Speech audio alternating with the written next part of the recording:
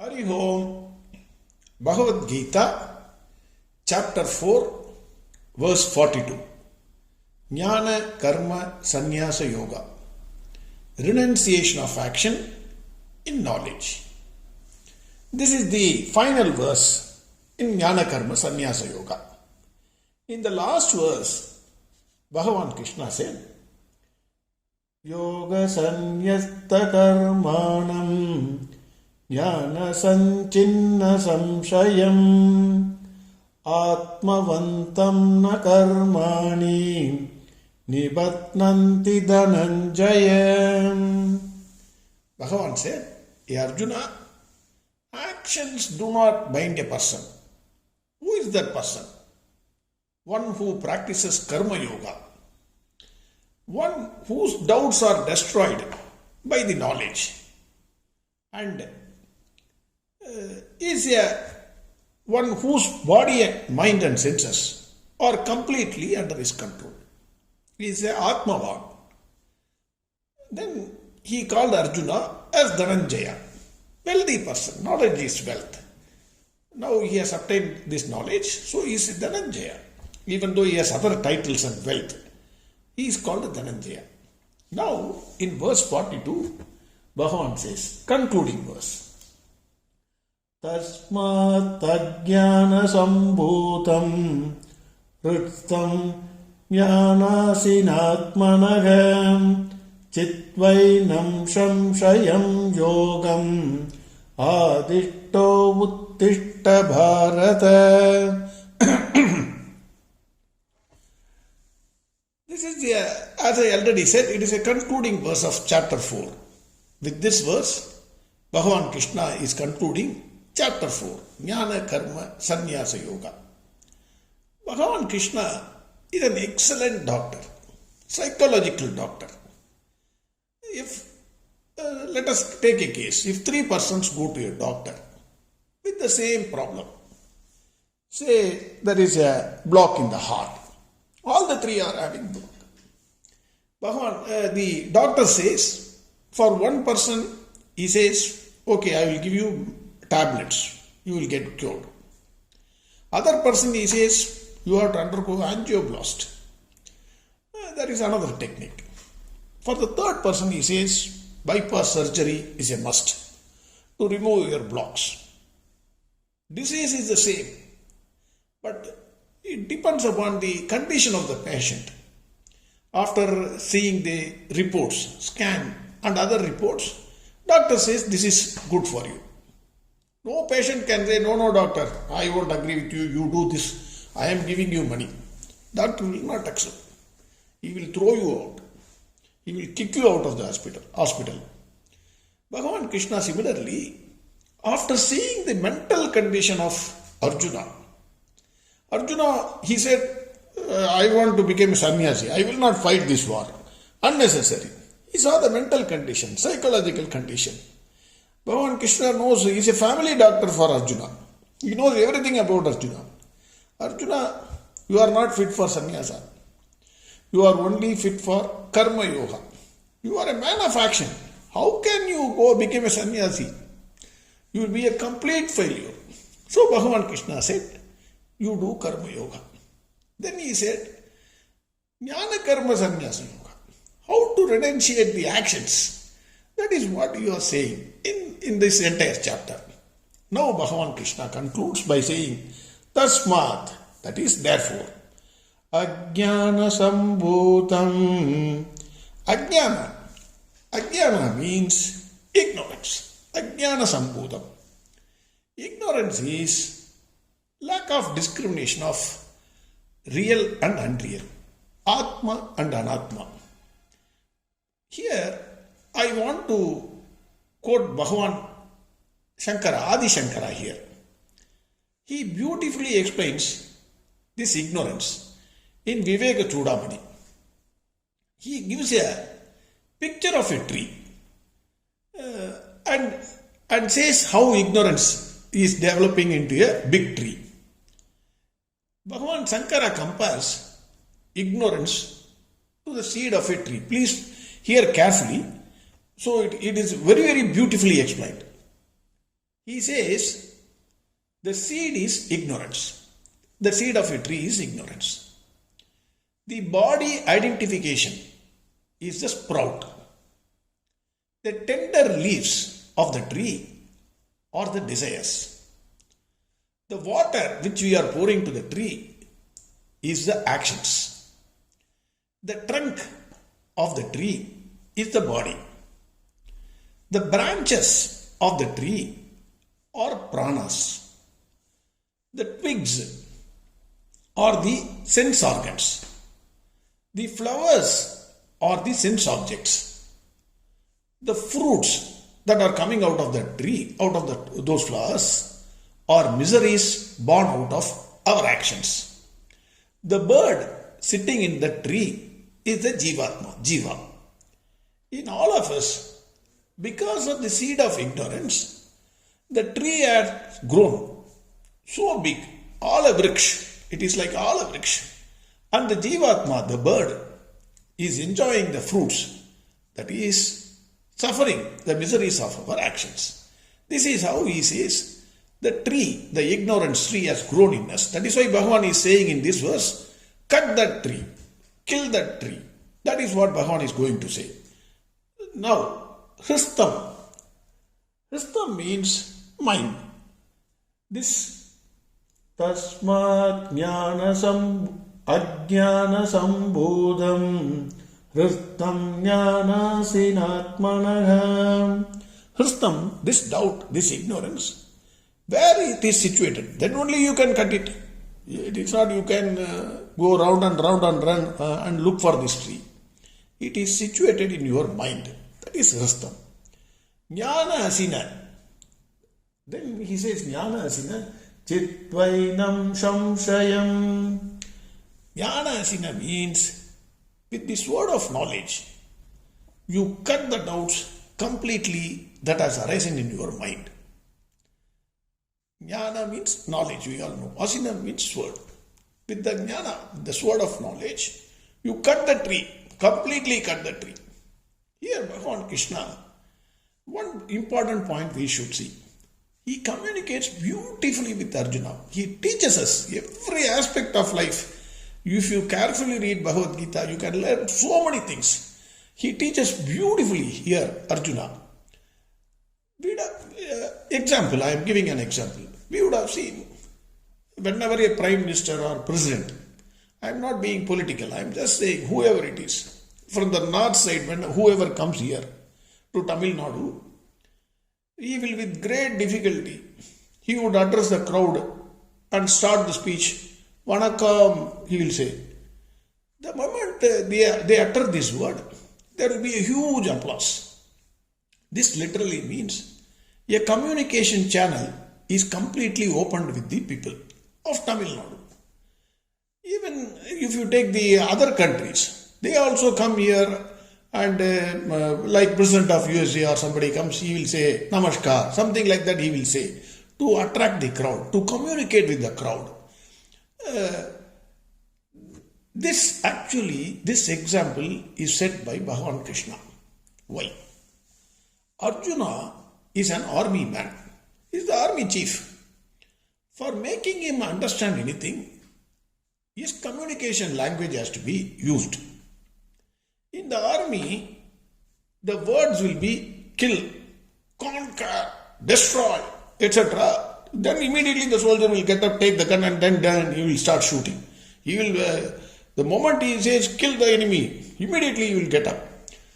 So to make the soldier immediately get up and do some action, Bhagavan Krishna is saying, with the sword of knowledge, cut the doubt into pieces. That means Arjuna is an army man. He says, at that time swords were there. Now it is gun. At that time only swords. So he says, take the sword of knowledge, cut the tree. Then immediately to Arjuna gets immediate communication. That knowledge, his doubts, etc. it gets cleared. That is what Bhagavan is communicating. So wherever you go, it's a kind of teaching which we can derive. We should speak in their language. Even one or two words, wherever you are there, you must communicate in the language. That is what this also says to us. That is not the main thing. The main thing is, he says to Arjuna, Bhagavan Krishna says to Arjuna, with the sword of knowledge, cut the doubt that has arisen in your mind. That is the ignorance. Then, yokam adishto. Yokam adishto uttishta bharata. Then Bhagavan says, here yoga means karma yoga. That is, you follow the path of karma yoga. Uttishta bharata. Uttishta means get up. Oh Bharata. Here get up has two meanings. One, Arjuna is sitting on the chariot, refusing to fight. We have already seen in the first chapter, he said, no, why to kill? What is this nonsense? I will not fight. So he threw away his bow and arrow. And he also said, I am completely confused. I am unable to do any action. My head is spinning. So he sat on the chariot. So Bhagavan Krishna says, you get up and fight. Now I have told you what is karma yoga. How with jnana, you don't think yourself, you are the karta, you are the doer of the actions. You are only an instrument in the hands of God, thinking that it is individual welfare versus the public welfare. You don't think you are fighting for you to get the Rajya. You are fighting for Dharma. You have to kill other enemies. That is why you are a king. You are an army man. So those things he said. So he says, you get up. That is one meaning. The second meaning is, mentally, he is a completely shattered person. He is unable to think. So now, when Bhagavan Krishna says, get up, he says, hey Arjuna, get up and fight your inner enemies. It is not that you have to fight the outer enemies, which are very easy. It is always very easy to fight the outer enemies. Inner enemies who are there in your mind, ignorance, it is extremely difficult. So he says, hey Arjuna, get up. Hey Arjuna, wake up from your ignorance. It is time to act, not to sit idle. That is what Bhagavan is saying. Now, finally he says, Bharata. That means Bhagavan Krishna addresses Arjuna as, hey Bharata, hey Bharata. Now, one interesting aspect. Why India is called Bharat? India is known as Bharat. India known as Bharat. I was thinking, my erroneous view, I was thinking earlier, it is called as Bharat because Bhagavan Rama's brother was ruling India. When Bhagavan Rama was in forest, our country was called Bharat. That was my thinking. The reason was, I was under the impression that Paduka Rajyam was superior to Rama Rajyam because Bharata got the Padarakshas, that is the chapel of Lord Rama, and kept it on the throne, and he was ruling the country.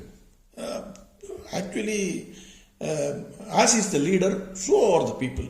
So, Bharata's purity and honesty, people have seen and they have followed him like anything. So the country, there were no mistakes at all. Bharata need not have to do anything. He has to simply eat and sleep, even though he could not do that. So people were so impressed. So I thought, because Bharata was so honest, and even though Paduka Rajyam, even Rama Rajyam, one or two mistakes could have happened. I don't know whether it happened or not. It could have happened. But in Paduka Rajyam, I can give you 100% assurance, nothing happened. Because that was the way Bharata ruled. So I thought it is named after Lord Rama's brother, Bharata. Then one of my friend by name Uddhavji told me, no, it is not that Bharata. It is Bharata family. There was a king Bharata. In that family, because of that king Bharata, it is named after him. That is why here also Bhagavan Krishna is calling, hey Bharata, Bharat. So he said, but I try to find why, what did that king do? So especially something extraordinary to call our country as Bharat. I could not till today find a good answer for this. Maybe because of the generation, millions of years have passed away, it is not recorded. Because it is very famous even today. We have Abdul Kalam Road. That means Abdul Kalam is a famous person. He did so much for India. So one road is named as Abdul Kalam Road. Similarly, the country is named. But because of the millions of years, we do not know the reason. That was the way I was thinking. But now a wonderful explanation is given by Swami Chinmayananda for the name Bharata. He says, our country is called Bharat not merely because of the king Bharat. The word Ba in Sanskrit stands for light, illumination, resplendence. Hence, see, he gives some examples. Bhaskar. Bhaskar means sun. Prabha. Prabha means light. Prabhat. Prabhat means Suprabhat, dawn. Bhanu. Bhanu means again sun. Then he says the word Radaha means one who revels in. Thus, Bharata means the one who revels in the light of wisdom. Bharat, that is, India was always, until today, considered to be the spiritual paradise of the world. All the other countries going outside, outside world, extroverts, and finding ways and means of destruction of mankind. They are good in making bombs, nuclear bombs. Then several things they are saying, atom bombs, whatever they are saying, it is for destruction of mankind.